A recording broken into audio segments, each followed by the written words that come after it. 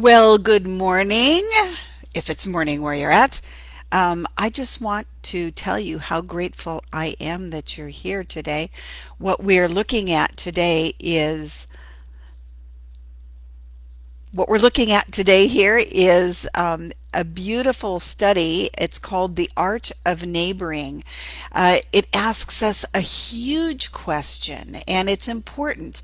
This is session 2 of 4, but don't even worry. If you didn't see one, we're going to kind of put that, into a little summary, and we're going to move forward because every single week has something that we can take out of it. And this is truly a time and I just honor your heart's intent as we've come together and we've said, Lord, I want you to teach us. We believe that your word is living.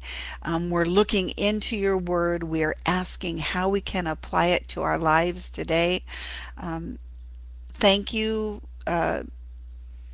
Just for the connection that is ours. I'm very grateful for that. This sense that we are not alone. The church does not reside within four walls, but within our hearts. And just today, pray for one another. If you're part of a group or a small group, maybe even just stop and put those names down and remember to keep them in prayer right now.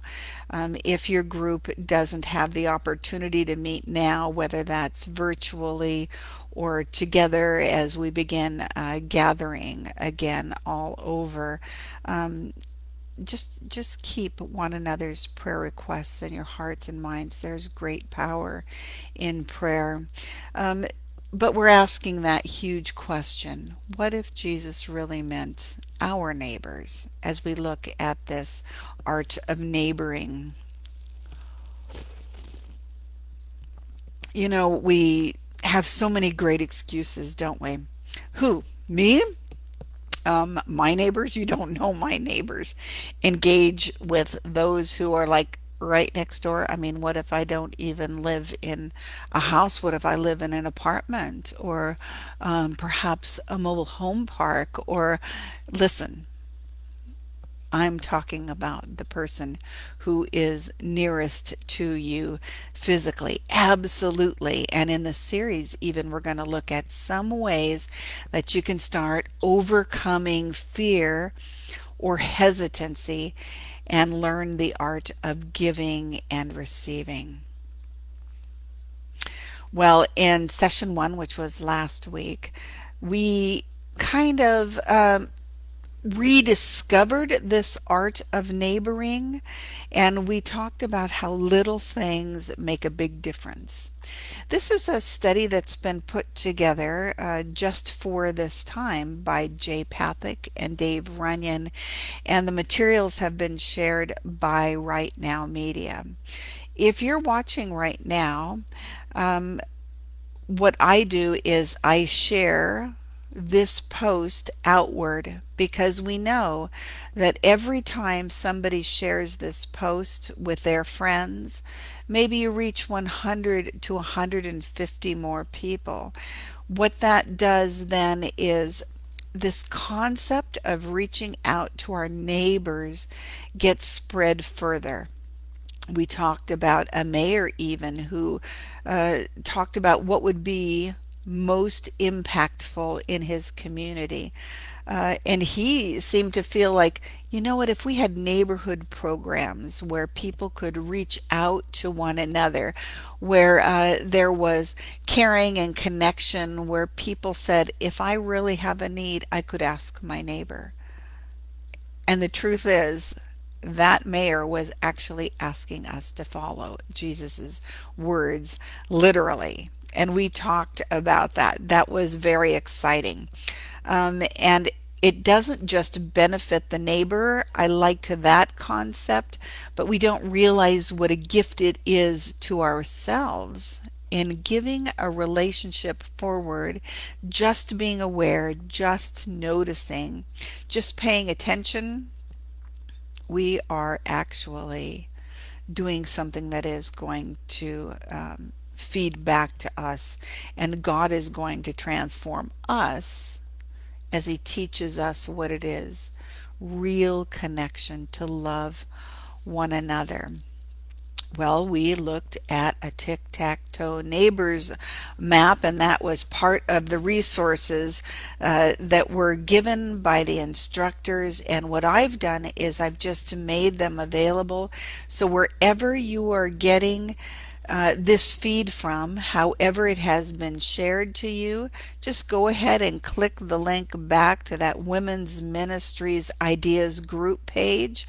And I've got a free student workbook pinned at the top of that. And also, it's called a COVID-19 Neighbors Toolkit.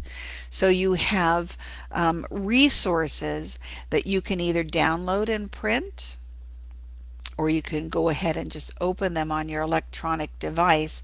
But they're going to give you lots more material that you can go back to during the week, do deeper study if you want, to share it with somebody who didn't hear this live Bible study, or perhaps even you could ask your friends to join you in a live party, which is, those are always fun as well.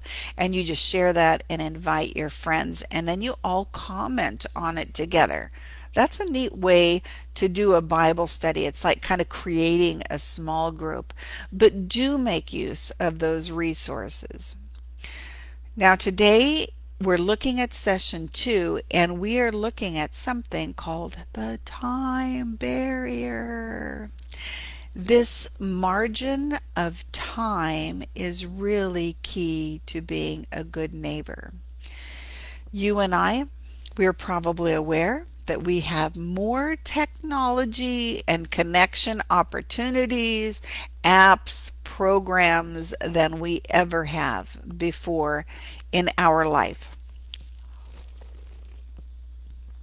I think of somebody like my grandma, and she came, imagine this, she came from a point where they traveled by bike and horse and buggy, and then she moved on to seeing cars be made and flying machines go up in the sky, and moving to the place where radio becomes TV, to every family almost having a car, and TVs in every house, and video games, and the first man walking on the moon. I'm telling you, so much changed in her lifetime, and yet we're moving at an even faster pace right now. No other generation in history has seen the kind of change that you and I have.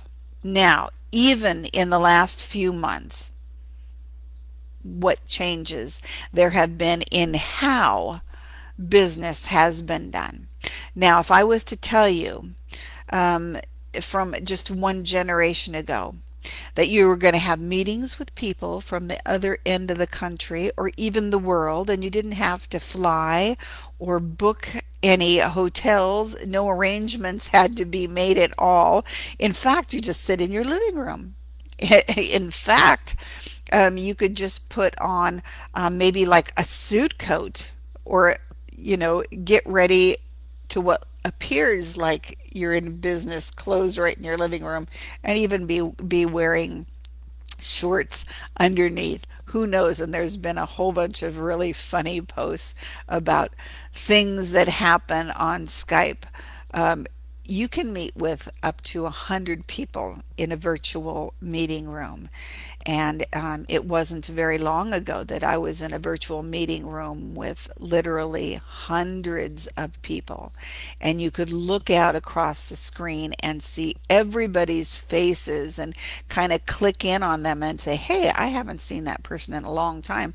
But in this way, to directly interface with our leaders or our friends. I even heard this great idea last week, and that was to have a Trivial Pursuit game in a Zoom room. I'm like, that is excellent.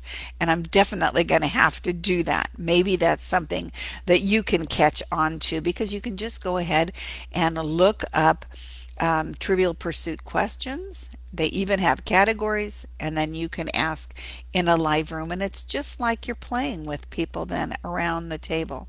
We are so inventive when we have to be. There has been so much more opportunity for connection. You see, that's what I'm trying to get at. If we knew even 20 years ago that we could be talking on the phone and emailing people at the same time, um, we would have thought if this were even possible, all of this new connection opportunity, if this were possible, we would have so much more time for the relationships and connecting with people that we love, don't you think? I mean, what would we even do with all of that free time? We are all going to be so efficient that we are going to have tons of time left for just ourselves and to relax and unwind and to learn new hobbies and languages and travel and okay. In a lot of ways, this has been true. We're doing a lot more than we used to. It's true. But instead of having more time, it almost seems like we've got less times,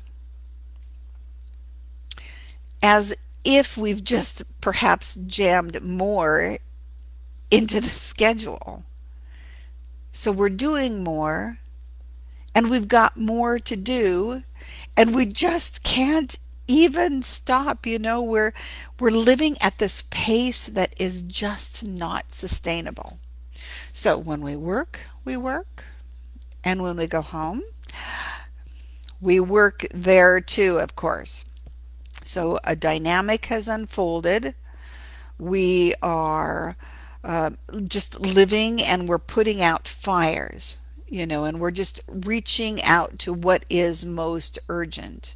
And if you've got kids at home, I think there's even an awareness there. And we find ourselves then just putting out fires and just strategizing the big picture plan of connecting and not just surviving. So we have to come full circle back to our topic, um, and say when it comes to reaching out to our neighbors, what is that number one reason that people are giving for not reaching out to their neighbors, for not doing following through with those words of Jesus Christ to love the Lord your God with all your heart and your soul, with all your mind and your strength, and to love your neighbor as yourself. That was the verse that we were all supposed to memorize last week, right? So when it comes to reaching out to our neighbors, that number one reason for not doing it is, we just don't have time. We just don't have time. But we're really good at living at carrying out, believing, falling into this place where the myths have gripped hold of us. Let me tell you about my favorite myth, okay? It's okay. Hold on. I know things are tough now. Just hold on. Hold on because things are going to be so much easier. Like you're in the tunnel now, but you're going to see the light. Yes. Yes, I'm seeing that light, but you're going to emerge and it's really soon. Another myth that we tell ourselves is that having more, that's going to be enough. And we find ourselves just one purchase away from having exactly what we need. And then, of course, it's not, because then there's the new thing that we need. Another big one, everybody lives at this pace. Just go ahead, just keep it up. Everybody does, and they're fine. It's just you And that's one that really feels true. The truth is that not everybody does live like this. And Jesus said there's a different way to live. And there's this incredible story in Luke 10 where two sisters, Mary and Martha, have invited Jesus into their home. You probably know this story. You've probably read it, but how good to refocus on it once again. Mary and Martha, they want to open their homes to Jesus. They're so excited because they have such a deep relationship with Jesus. And Martha, she just wants to make everything perfect. I get that. In our home, my husband has the gift of hospitality and he just invites in that merry kind of spirit just to connect and people's hearts just really one. And here we are past midnight and we're just having coffee and talking, and our souls are just connecting, right? And me, I'm Martha. I go ahead and invite all of these people over, but who's going to make it all happen? That's right, it's going to be Martha, and she wants to make everything perfect. He will know, this is the myth that she's bought into. He's going to know how much I love him because of all that I'm doing. Well, let's go ahead and just read that passage of scripture. And if you have your Bibles or your phone apps, turn to the book of Luke in the New Testament. Matthew, Mark, Luke, John. And we're looking at Luke 10, verses 36 to 42. It's not a very long passage. And if you want, you can just read it. But I always love challenging people to go ahead and to find it in their Bibles, just to see it for themselves. So Luke 10, and we're starting at verse 38. As Jesus and his disciples were on their way, he, Jesus, came to a village where a woman named Mary and Martha opened their homes to him. She had a sister called Mary who sat at the Lord's feet listening to what he said. But Martha was distracted by all of the preparations that had to be made. And she came to him and asked, Lord, don't you care that my sister has left me to do all of this work by myself? Tell her to help me. Martha, Martha, the Lord answered, you are worried and you're upset about many things, but a few things are needed. Mary has chosen what is better, and it will not be taken away from her. I've read that, and every time I do, it's as though the Lord is reminding me. And we will all connect with different people in that story because we're all very different. But the message is important to us, and it's a good reminder. Martha gets distracted by the busyness, and we fall into this trap too. If the dynamic for our lives becoming so busy that we can hardly see through the light at the end of the tunnel, if that's true in our lives, our spirits carry the weight of that. We all have good intentions, honestly. I believe that we're working to do our best. We just get lost in it. We get lost and distracted because life has so many distractions out there. If you don't believe that's true, wow, just listen to your smartphone and it'll give you notifications by the hour. You'll get pinged, right? But we get distracted from the main thing. Mary sits at the feet of Jesus. She's totally 100% present with him. And Jesus says, yeah, you get it. You understand the importance of this moment, Mary. And in our lives, we know sometimes we're right there with Martha. We're distracted and we're doing good things. They're busy things. They're things that add to our life, or so we think, but we've got to let go of some of this way of thinking enough to realize that it's just a myth. What is really important? We've got to ask ourselves, and especially within the context of the art of neighboring. So last week, remember we talked about memorizing Luke 10:27. Jesus was asked to sum up all of Scripture's commandments. Remember? Love the Lord your God with all of your heart, and with all of your soul, and with all of your strength, and with all of your mind. And love your neighbor as yourself. You see, that's the main thing.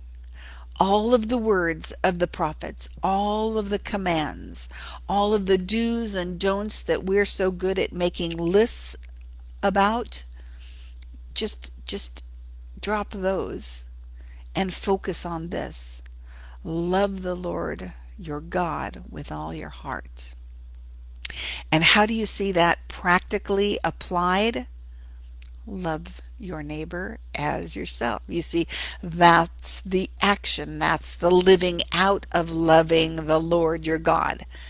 The outward action. And it's a challenge. A great question to us is to ask ourselves if we're living in such a way that we could even be interruptible to our neighbors. John Ortberg has this great book. It's a quote within that book being The Life That You've Always Wanted. And this is that quote: Hurry is the great enemy of the spiritual life in our day. Hurry is the great enemy of spiritual life in our day. I have to think about it sometimes when there's a quote that I really want to connect and not just to go in one ear and out the other, because he calls us out. He says that we've actually fallen into hurry sickness. And he also says that hurry is incompatible with love.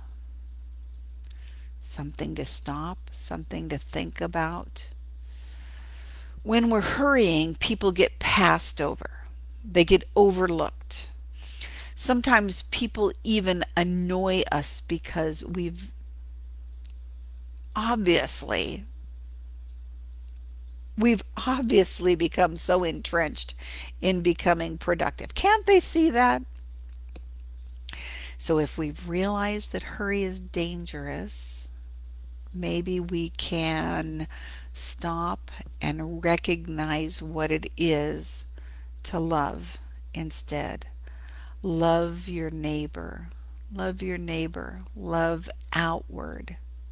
If you love the Lord your God with all your heart and soul, your strength, your mind, what is it then to love your neighbor? Because love gives value. Love gives value while hurry devalues. Now, some of my favorite moments in Jesus's ministry really happen along the way when he's going from one place to another. The teachings are beautiful and deep, and we just really look intensely at those teachings and apply them to our lives. But oh, what a surprise! What serendipitous lessons um, we learn about as Jesus makes himself fully present to people that he meets along the way, that he has time to meet and to stop and to connect with them. So there's a good story In Luke 8, where Jesus is teaching and a man comes up to him, and the man is, of course, desperate. He is asking Jesus, "My daughter is on the verge of death. Please, if only you will come, I know that she will live." And this is extraordinary faith. And she actually becomes so ill that she does pass away, but Jesus is going to go with her and he's going to raise her. But while this whole just almost this desperate conversation is going on and Jesus is pressing through the crowd, even as he's on his way, a woman reaches out and she as well just is desiring with everything that she has to be healed. She is so broken. And this is extraordinary faith because this woman believes if I just touch the hem of even his garment, the Son of God, Son of David, the Messiah, that I will be healed. And she is. It all happens along the way between teachings. Jesus dials in 100% on this woman and they talk. And he touches her and he reaffirms to her, "Your faith has made you whole."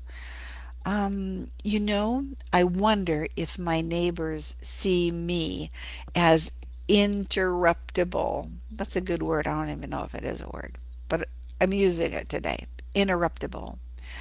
Would I make time for any of them, or would they not even ask that of me? Because they just figure, man, I don't know. She's just busy. Am I just that person who's jetting in and out? I'm the person that takes out the trash. I'm the person who goes out to get the mail. My car moves in, the garage door goes up, and then it goes down, and I'm just gone. I honestly believe that great things might happen if we would just slow down the pace just a little bit and take a look around us. I believe, honestly, that something sacred is going to happen right outside of our door. If we can lean in on this, that fruit comes out, that focus, and it's going to be incredible. We worked through in your material in that resource packet, The Art of Neighboring, that's pinned to the top of that Facebook group for just simply wonderful programs for women's ministry. But it is the neighboring toolkit and the resource kit for the art of neighboring. And inside is that neighbor tic tac toe where you are the house in the middle. And your job this last week was to even just add one more neighbor's name. And I got some wonderful feedback last week. I talked to Joan, who has just moved into her neighborhood. And for some people, wow, that's just daunting. You are the new person on the block. It's kind of up to them to be the good neighbors, right? But no, that's not Joan at all. And she said, in reaching out to be a neighbor, and working on her neighboring tic-tac-toe, that she was able to meet a woman who was very broken in herself, and she said this became holy time. It became ministry time. I also got great feedback from Judy, who was filling out her neighbor tic-tac-toe, and she said it wasn't even enough. And you'd have to just know that this is the kind of person that Judy is, right? She just loves making that connection. It's just part of her. It pulls her that it's just so important because she's created community and a mission and a ministry. She said, I'm going to have to expand that chart because I can write out 3 blocks full of neighbors. And I was really challenged in my own spirit. Um, Wow, God wants to do a greater thing because when we know just the name, and that's where we started from last week, the power of a name. When somebody knows your name, when somebody connects just in a sentence, not just, hey, how's that team? No, with real information, what happens then is you have somebody that you can pray for and you can say, can I be there for you when you're in need? And maybe in that time when your need arises, they're going to be there as well. God is going to do something wonderful because we took the time to be neighbors. So the point here, um, every step that we've hit on so far is this. There is a danger in being distracted and missing that greater thing. And in the art of neighboring, we're just not going to let that Martha dynamic take over. We want to be present and at the feet of Jesus because we know that our neighbors do matter. Let's make time for the things that we give value to, right? I'm just trying to lead you in a thought here that we don't want to just put out fires. We don't want to just merely be sucked up by the tyranny of the urgent. That's a tough way to live. Your goal for this week, go out. And I have a secret strategy for you. You're going to love this. Go out and spend a little bit of time in your front yard, like on purpose, like more time than you would normally spend. Take a walk the block around your block every single day. Take notice of what's going on. Remember, there were some great questions even in the resource material, sample emails, sample sentences, even on how to introduce yourself to neighbors. Hi, my name is blank. I live next door. I don't even know your name. I'd love to let you know that I live here and if there's anything I can ever do for you. My name is Rhonda. Just really simple ways that we can introduce ourselves and just start conversation. We're going to take that secret strategy into account this week. What was it? Go out in your front yard more than you ever would. Does that mean you're weeding? Does that mean you're just cleaning up or putting a new wreath out there? Or you're physically going to be out there in your front yard on purpose? And you're going to take a walk around the block every day and just notice who's there, maybe who's down at the mailbox, and say hi, or cute dog. I mean, just a way to get conversation going. And what I love to do when I'm walking through my neighborhood is just to pray for the people behind all of the closed doors or the people that I see. Make them the focus of just God's goodness. God, just reveal yourself to my neighbors. Let me show your love to my neighbors. Speak to me and use me. However, I can carry out this great commission beginning right here in my neighborhood, Lord. Please, I'm asking for your help. Well, ask God what he might be want you to be partnering with him in this week. And pray about it. Be present this week. Make this your social experiment, your spiritual experiment. And that word that I used this week, interruptible, be interruptible. See what God does as you are interruptible. Maybe instead of just driving into your garage, you leave that door open. You do a few things. Maybe you look off to the sides, find a neighbor, maybe greet them. Okay, so three goals. First of all, let it start in the mind. Remember, we want to change our thinking. We want to remember that other people are important. Do you know that other people are as important as our busy schedules? Of course, of course. But we need to remind ourselves, our hearts need to change. Not only our minds, but our hearts. We need to love people enough that we create this time margin with them. And maybe we need to look at a life change.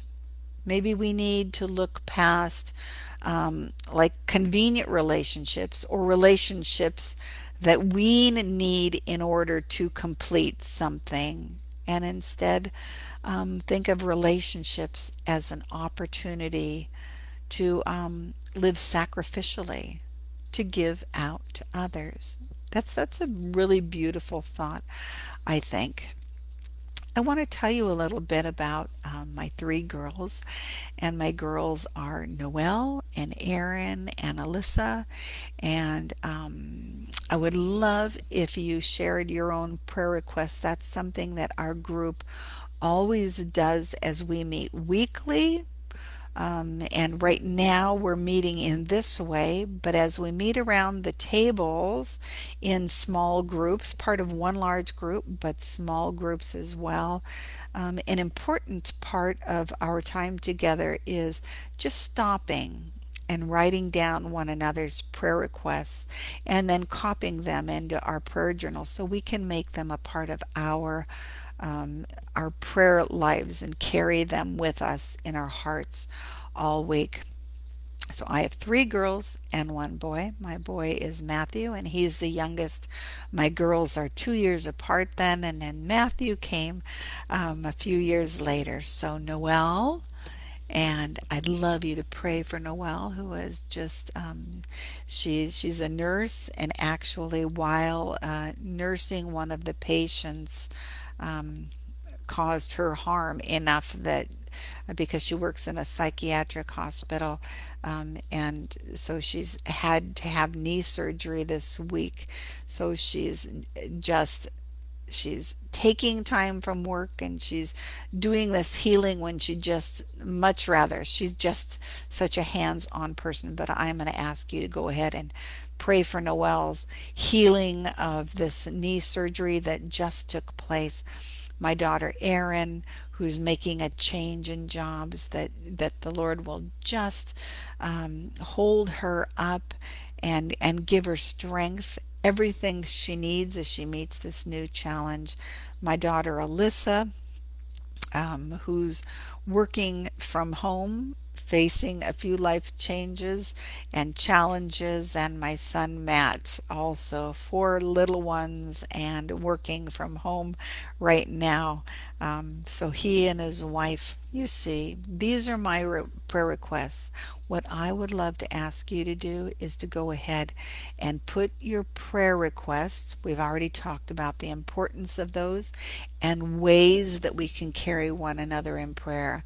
But I'm asking you now to go to the comments section and write down your prayers.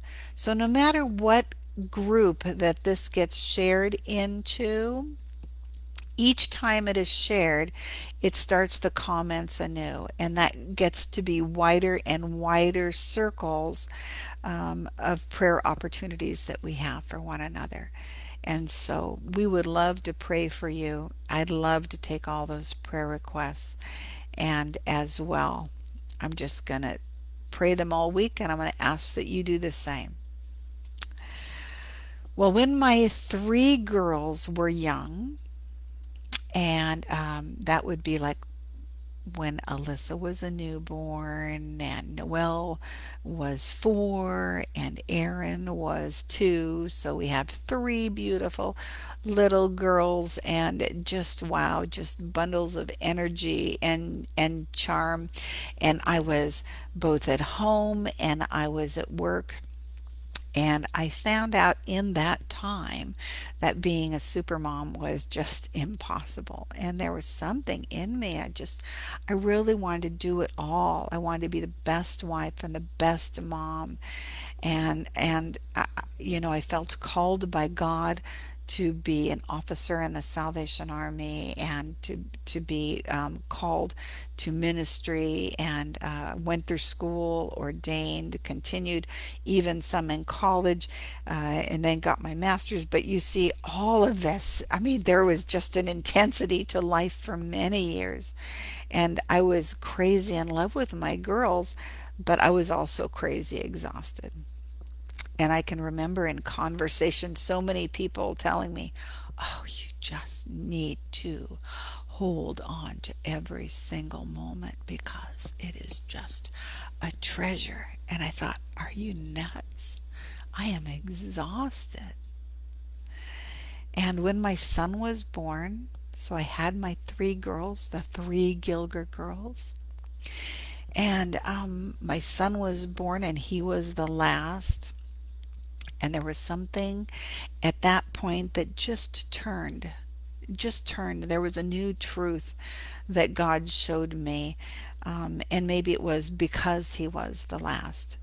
But my heart, my mind, and he, as a little guy, he just had colic. And so he was just crying, and I need you to hold me, and I need you to hold me all the time. And my tummy hurts. And so even in the middle of the night and rocking, and I was just so tired. And yet did become not pushing me to the brink of insanity, but they did become precious moments and they did become treasured. And I just started holding on to each one of my kids almost in a new way. Not like we were getting through this together, but like I was just so blessed by each of them and each moment.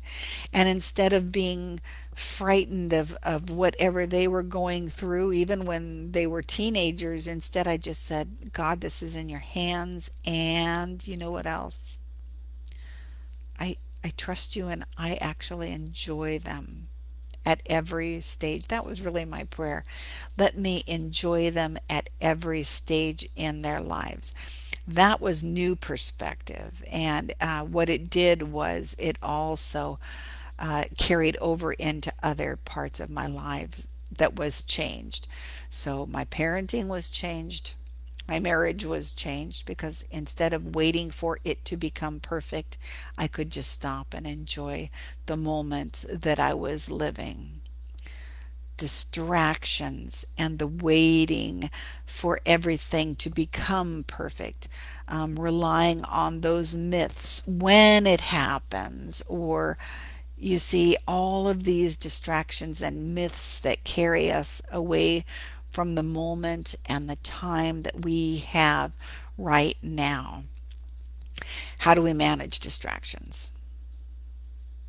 Well, what are your great strategies for when life just seems to carry you down its torrential river? This time, how do we make time, and what are your strategies to let go of all of those little notifications and hold on to the big picture? Maybe you want to write that right into the comments because maybe that's going to be great insight for somebody who is reading it. What's your life strategy? Or what is it that you pray for? Or what is that special verse that God gave you that just opened up new truth in your life to making time? Just stopping. Be still and know that I am God. How do we carry the Great Commission if we're so busy carrying out our own? One idea, if you're a scheduled person or a note person, How about getting out that post-it note or putting it in your calendar? Just physically writing it down to value others in a concrete way. And what is that concrete way? Maybe you're going to use some of the strategies that we talked about this week. Remember, distractions are just one of the main hurdles to being a good neighbor. Distractions take us away from being a good neighbor. Does that seem like you've heard that message over and over, echoed and echoed? The reason we're tackling this idea is because the number one reason that we don't reach out to our neighbors is because we just don't have time. You see, when you looked at that story of Mary and Martha, and let's just look at it again, it's only a few verses. As Jesus and his disciples were on their way, he came into a village where a woman named Martha opened her home to him. She had a sister called Mary who sat at the Lord's feet listening to what he said. But Martha was distracted at all of the preparations that had to be made. She came to him and asked, Lord, don't you care that my sister has left me to do this work all by myself? Tell her to help me. Martha, Martha, the Lord answered. And maybe today he is saying your name instead of Martha, Martha. Rhonda, Rhonda, the Lord answers. You're worried and you're upset about many things, but Mary has chosen what is better, and it will not be taken away from her. Who do we identify with more in the story, Mary or Martha? Most of us can really connect with Martha a lot of times. Now, what is one of the strategies we talked about? Practically, this week, we're going to walk out that front door and we're going to spend some out front time, a little bit more than usual. Just making ourselves available, visible, right? Making time for our neighbors, maybe walking around the block every single day. That's going to be good for our own state of mind as well as perhaps opening up our eyes and our ears to what is going on in our neighborhood and opening up our hearts as we pray. Well, if you're asking whether all of these adjustments on behalf of people that you don't even know could even be worth it, should I even really bother taking my time? Just remember about the Great Commission, and I touched on that just a little bit. Go out into all the world. These were Jesus's last words to the disciples, and not only the disciples, but to us. He said, begin in Jerusalem, then Judea, then Samaria, and move it to the uttermost parts of the earth. Begin in Jerusalem. That's the place where you're at. That's your neighborhood. Then that's your community. That's your city. That's then Samaria. Who lives in Samaria? Yeah, even those people you don't like, right?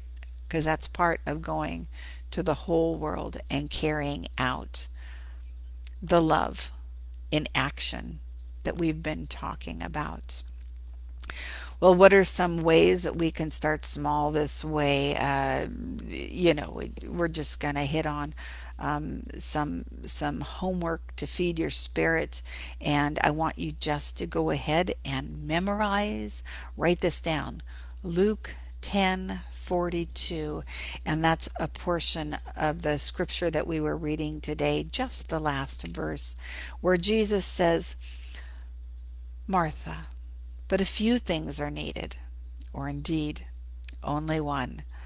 Mary has chosen what is better, and it will not be taken away from her. Luke 10:42. Memorize that. Go ahead and look at your resource kits. Some great ideas in there, practical ways that you can reach out to your neighbors.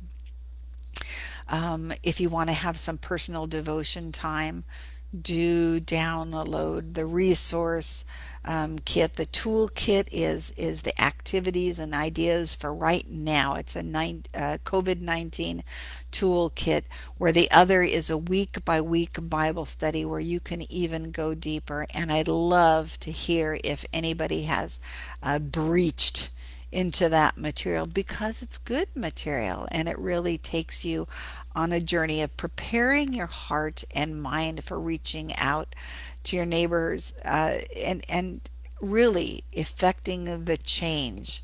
As you drop a stone into the water's surface and you watch that ripple, you are the place where that ripple begins and moves outward. And I believe that God is going to do a really great thing. And all because your heart is sensitive and you desire God to work in your life and in your neighborhood, in other people's lives.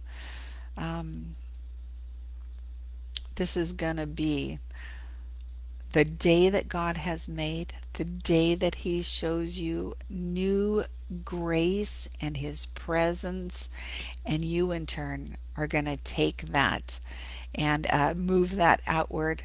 I'm so glad that you spent this session. We've spent some time now, about 45 minutes together, and I take this as an investment into our future. So, thank you for your faithfulness. Thank you for your willingness, honestly, to live Christ Jesus to all who see you. And I'm going to see you next week as we hit on session 3 of the art of neighboring.